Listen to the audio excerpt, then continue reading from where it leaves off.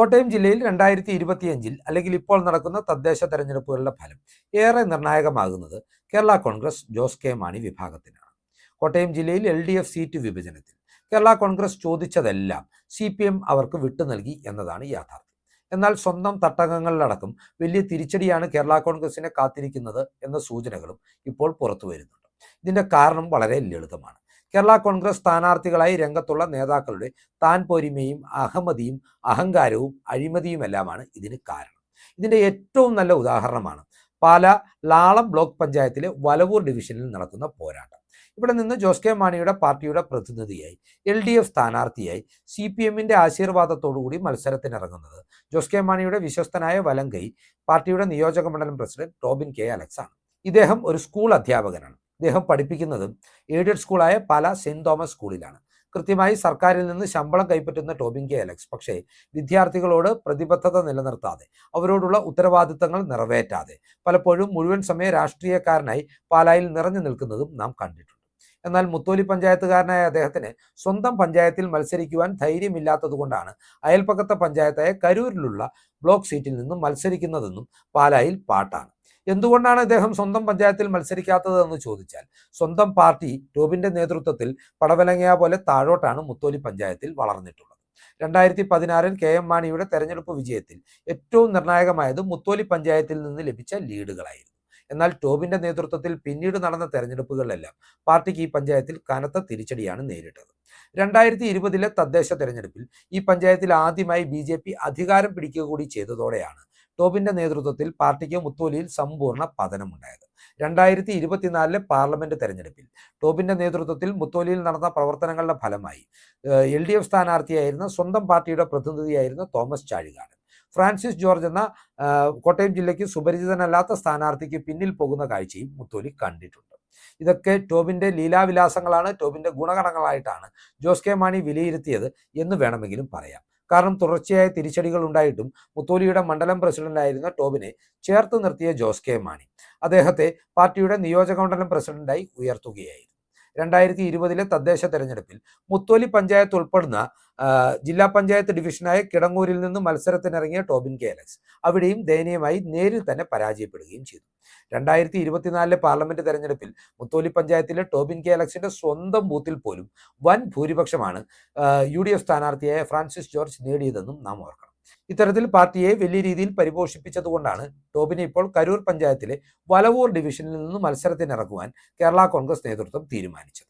ഏതൊക്കെയാണെങ്കിലും വലവൂർ ഡിവിഷനിലും കാര്യങ്ങൾ അത്ര ശുഭകരമല്ല എന്നതാണ് വസ്തുത. വലവൂരിനെ സംബന്ധിച്ച് പറയുകയാണെങ്കിൽ, വലവൂരിലുള്ള കരൂർ പഞ്ചായത്തിലുള്ള ആ നാട്ടിലെ ജനങ്ങളുടെ ആശ്രയമായിരുന്ന സഹകരണ ബാങ്കിന്റെ തകർച്ചയിലേക്ക് നയിച്ചത് കേരള കോൺഗ്രസ് മാണി ഗ്രൂപ്പിന്റെ നേതൃത്വത്തിലുള്ള ഭരണസമിതിയാണ്.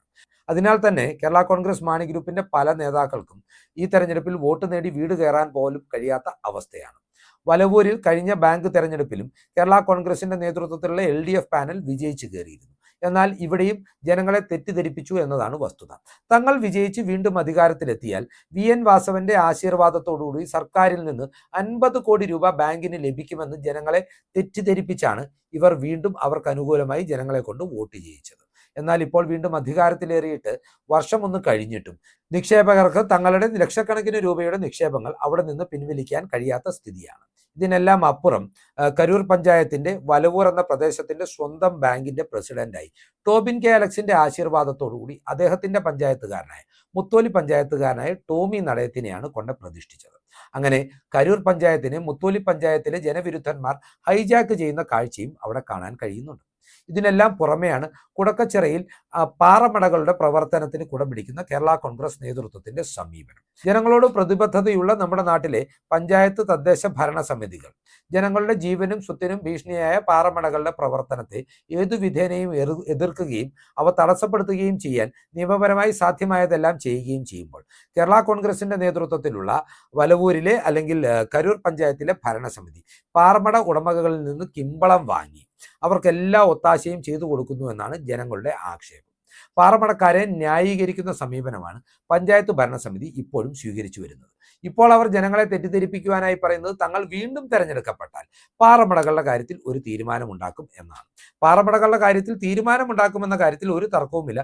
പാറമടക്കാർക്ക് എല്ലാ സുഖ സൗകര്യങ്ങളും അവർ വീണ്ടും വാഗ്ദാനം ചെയ്തുകൊണ്ടേയിരിക്കും.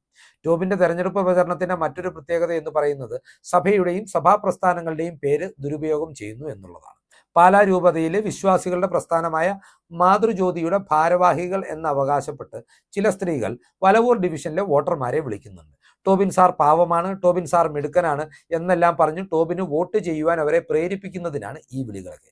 ടോബിൻ സാർ പാവവും മിടുക്കനുമാണെങ്കിൽ അദ്ദേഹത്തിന് സ്വന്തം പഞ്ചായത്തിൽ മത്സരിച്ചാൽ പോരായിരുന്നു എന്നുള്ള മറുചോദ്യവും ചില വോട്ടർമാർ ഇത്തരം ഭാരവാഹികൾക്ക് നേരെ ഉയർത്തുന്നുമുണ്ട്. അതുപോലെ തന്നെ പാലാ രൂപതയിലെ അധ്യാപകരാണ് എന്ന വ്യാജേനയും ചിലരെല്ലാം വോട്ടർമാരെ സ്വാധീനിക്കുവാൻ ശ്രമിക്കുന്നുണ്ട്. ഇത്തരത്തിൽ രൂപതയുടെ സ്ഥാപനങ്ങളുടെ പേര് പോലും അനാവശ്യമായി തെരഞ്ഞെടുപ്പ് വിജയത്തിന് വേണ്ടി രാഷ്ട്രീയത്തിലേക്ക് വലിച്ചിഴയ്ക്കുന്ന ടോബിന്റെ സമീപനത്തെ ജനങ്ങൾ തിരിച്ചറിഞ്ഞുകൊണ്ട് UDFന്റെ സ്ഥാനാർത്ഥിയെ വിജയിപ്പിക്കുമെന്ന കാര്യത്തിൽ വലിയ തർക്കമൊന്നും ഇപ്പോൾ വലവൂരിലില്ല. UDFന്റെ സ്ഥാനാർത്ഥിയെ അവിടെ മത്സരിപ്പിക്കുന്നത് ഏവരാലും ബഹുമാനിക്കപ്പെടുന്ന സാഹിത്യകാരനായ വലവൂർ സഖറിയാസ് എന്ന മുൻ അധ്യാപകന്റെ ചെറുമകനായ അലൻ കക്കാടൻ എന്ന യുവാവാണ്. സ്വയം ഒരു സംരംഭകനായ അലൻ വിദേശ വിദ്യാഭ്യാസം നേടിയിട്ടും നാടിന്റെ ഭാഗമായി, നാട്ടുകാരുടെ ഭാഗമായി നിലകൊള്ളുന്ന ഒരു വ്യക്തിത്വം കൂടിയാണ്. എല്ലാവർക്കും സുപരിചിതനായ സ്വന്തം നാട്ടുകാരനായ അലനു മുമ്പിൽ ഇറക്കുമതി സ്ഥാനാർത്ഥിയായ ടോബിൻ കെ അലക്സ് പരാജയപ്പെടുമെന്ന കാര്യത്തിൽ തർക്കമില്ല. എന്നാൽ ടോബിൻ കെ അലക്സിനെ വിജയിപ്പിക്കുവാൻ ഏതു തന്ത്രവും ജോസ് കെ മാണി പയറ്റുമെന്ന കാര്യത്തിലും തർക്കം വേണ്ട. കാരണം രാജേഷ് വാളിപ്ലാക്കൻ എന്ന യുവ നേതാവിനെ പാർട്ടിയിൽ ഒതുക്കുവാൻ വേണ്ടി ബ്ലോക്ക് പഞ്ചായത്ത് പ്രസിഡന്റ് സ്ഥാനത്തേക്ക് ജോസ് കെ മാണി കണ്ടുവച്ചിരിക്കുന്ന വ്യക്തിത്വമാണ് ടോബിൻ കെ അലക്സ്. വരാനിരിക്കുന്ന നിയമസഭാ തെരഞ്ഞെടുപ്പിൽ ജോസ് കെ മാണിയോ ഭാര്യ നിഷയോ സ്ഥാനാർത്ഥികളായി പാലായിൽ രംഗത്ത് വന്നില്ല എങ്കിൽ ഒരുപക്ഷെ ടോബിൻ തന്നെയായിരിക്കും നിയമസഭാ സ്ഥാനാർത്ഥിയെന്ന് ടോബിൻ തന്നെ അദ്ദേഹത്തിന്റെ അടുപ്പക്കാരോട് പലവട്ടം പറഞ്ഞതായും അറിയാൻ കഴിയുന്നു. ടോബിൻ മത്സരിക്കുന്ന വലവൂർ സീറ്റിനെ കുറിച്ച് ഇത്ര വിശദമായി പറയുന്നത് നിയോജക മണ്ഡലം പ്രസിഡന്റ് മത്സരിക്കുന്ന സീറ്റിൽ ഇതാണ് മാണി ഗ്രൂപ്പിന്റെ സ്ഥിതിയെങ്കിൽ മറ്റു സീറ്റുകളുടെ കാര്യം പ്രത്യേകിച്ച് പറയേണ്ടതില്ലല്ലോ എന്നതുകൊണ്ടാണ്. ഏതൊക്കെയാണെങ്കിലും വളരെ വാശിയേറിയ ഒരു പോരാട്ടത്തിൽ ജനങ്ങൾ കൃത്യമായി ജനവിധി മനസ്സിൽ കുറിച്ചിട്ടുണ്ട്. ജനവിരുദ്ധരായ CPMന് കുടപിടിക്കുന്ന വിശ്വാസികളുടെ മുതൽ കട്ടെടുക്കുന്ന ഒരു ഭരണകൂടത്തിന് വോട്ട് ചെയ്യുവാൻ പാലായിലെ വിശ്വാസ സമൂഹം ഉൾപ്പെടെയുള്ള വോട്ടർമാർ തയ്യാറാകില്ല എന്നത് വസ്തുതയാണ്. ഇവിടെയും വോട്ടർമാരെ തെറ്റിദ്ധരിപ്പിക്കുവാൻ കേരള കോൺഗ്രസ് ചില തന്ത്രങ്ങൾ പയറ്റുന്നുണ്ട്. കേരളത്തിൽ ഇടതുമുന്നണിയെ നയിക്കുന്ന പിണറായി വിജയൻ എന്ന മുഖ്യമന്ത്രിയുടെ മുഖമുള്ള ഒരു നോട്ടീസോ ഫ്ലെക്സ് ബോർഡോ പോലും കേരള കോൺഗ്രസ്സുകാർ ഉപയോഗിക്കുന്നില്ല എന്നതാണ് വസ്തുത. കേരള കോൺഗ്രസ്സുകാർ പോയിട്ട് CPMകാർ പോലും ഇത് ഉപയോഗിക്കുന്നില്ല എന്ന വസ്തുതയും നാം ഓർക്കണം. പാലാ മുനിസിപ്പാലിറ്റി അടക്കം നിരവധി സീറ്റുകളിൽ മത്സരിക്കുന്ന CPMന്റെ ബ്രാഞ്ച് ലോക്കൽ കമ്മിറ്റി അംഗങ്ങൾ പോലും സ്വതന്ത്ര ചിഹ്നത്തിലാണ് ജനവിധി തേടുന്നത്. ചുമല എന്ന നിറം അവർ പാടെ ബോർഡുകളിൽ നിന്ന് പോലും ഉപേക്ഷിച്ചിരിക്കുകയാണ് എന്ന പരിഹാസവും പാലായിലെ വോട്ടർമാർക്കിടയിൽ സജീവമായി നിലനിൽക്കുന്നുണ്ട്. പാലാ നിയോജക മണ്ഡലത്തിന്റെ ഭാഗമായ 13 തദ്ദേശ സ്ഥാപനങ്ങളിൽ 2020 7ഇടത്ത് അധികാരമുറപ്പിക്കുവാൻ LDFനും മാണി ഗ്രൂപ്പിനും കഴിഞ്ഞിരുന്നു. 5ഇടത്ത് കോൺഗ്രസും UDFും അധികാരമുറപ്പിച്ചപ്പോൾ കേരള കോൺഗ്രസ് മാണി ഗ്രൂപ്പിന്റെ കുത്തകയായ മുത്തോലി പഞ്ചായത്ത് ചരിത്രം സൃഷ്ടിച്ചുകൊണ്ട് BJP അധികാരത്തിലെത്തുകയായിരുന്നു. എന്നാൽ 2025 തദ്ദേശ തെരഞ്ഞെടുപ്പിന്റെ ഫലം വരുമ്പോൾ ഇക്കാര്യങ്ങൾ മാറി മറിയുമെന്ന കാര്യത്തിൽ വോട്ടർമാർക്കൊരു തർക്കവുമില്ല. പാലായിലെ രാഷ്ട്രീയ യാഥാർത്ഥ്യങ്ങൾ അതാണ് സൂചിപ്പിക്കുന്നത്. 13 തദ്ദേശ സ്ഥാപനങ്ങളിൽ ഏറ്റവും കുറഞ്ഞത് 9ഇടത്തെങ്കിലും UDF അധികാരത്തിലെത്തുമെന്നാണ് ഇപ്പോൾ വിലയിരുത്തപ്പെടുന്നത്. പാലാ മുനിസിപ്പാലിറ്റി എന്ന ശക്തി കേന്ദ്രത്തിലടക്കം കേരള കോൺഗ്രസും ഇടതുമുന്നണിയും വലിയ വെല്ലുവിളികളും നേരിടുന്നുണ്ട്. പാലാ നിയോജക മണ്ഡലത്തെ സംബന്ധിച്ച് LDFന്റെ സ്ഥാനാർത്ഥികളുടെ പ്രചരണത്തിന് നേതൃത്വം നൽകുവാൻ അവർ ഒരു CPM നേതാക്കളെയും കൊണ്ടുവരുന്നില്ല. ജോസ് കെ മാണി മാത്രമാണ് അവരുടെ പ്രചരണ മുഖം. മറുഭാഗത്ത് UDFന് വേണ്ടി പ്രചരണ രംഗത്ത് മാണി C കാപ്പനും ഫ്രാൻസിസ് ജോർജും അടക്കമുള്ള MLAയും MP യും സജീവമാണ് എന്ന വസ്തുതയുമുണ്ട്. പാലാ നിയോജക മണ്ഡലത്തിൽ നിർണായക വോട്ട് സ്വാധീനമുള്ള സന്യസ്ത സമൂഹത്തിലെ കന്യാസ്ത്രീകളെ തെറ്റിദ്ധരിപ്പിക്കുവാനും മാണി ഗ്രൂപ്പുകാർ ചില ശ്രമങ്ങളൊക്കെ നടത്തുന്നുണ്ട്. തങ്ങൾ തദ്ദേശ തെരഞ്ഞെടുപ്പ് കഴിഞ്ഞാൽ ഉടൻ തന്നെ UDFിലേക്ക് മടങ്ങിപ്പോകുമെന്ന് പറഞ്ഞ് വോട്ട് പിടിക്കുന്ന LDF സ്ഥാനാർത്ഥികൾ വരെയുണ്ട് എന്നതാണ് യാഥാർത്ഥ്യം. എന്നാൽ ഈ കാര്യങ്ങളൊക്കെ തിരിച്ചറിയുവാനുള്ള പ്രബുദ്ധത പാലായിലെ വോട്ടർമാർക്കുള്ളതിനാൽ തന്നെ നിയോജക മണ്ഡലം പ്രസിഡന്റ് ഉൾപ്പെടെ കേരള കോൺഗ്രസ് മാണി ഗ്രൂപ്പിന്റെ ഭൂരിപക്ഷം സ്ഥാനാർത്ഥികളും ഇത്തവണ പാലായിൽ പരാജയപ്പെടുമെന്നുള്ള യാഥാർത്ഥ്യങ്ങൾ പ്രേക്ഷകർക്കായി പങ്കുവച്ചുകൊണ്ട് ഈ വീഡിയോ ഇവിടെ അവസാനിപ്പിക്കുകയാണ്. കൂടുതൽ രാഷ്ട്രീയ വാർത്തകൾക്കും വിശകലനങ്ങൾക്കുമായി ഞങ്ങളുടെ ചാനൽ സബ്സ്ക്രൈബ് ചെയ്യുക. നന്ദി.